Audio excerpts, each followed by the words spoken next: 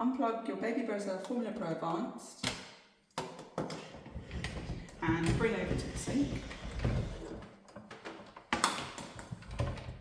Remove the water tank and empty any excess water into the sink.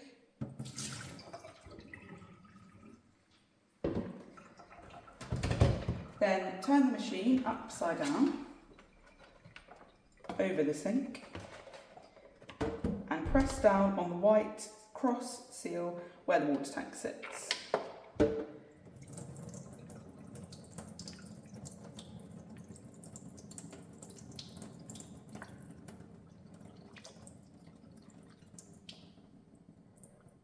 Once all the water's drained out from the hole at the top, your machine is fully drained and you can leave to dry as normal.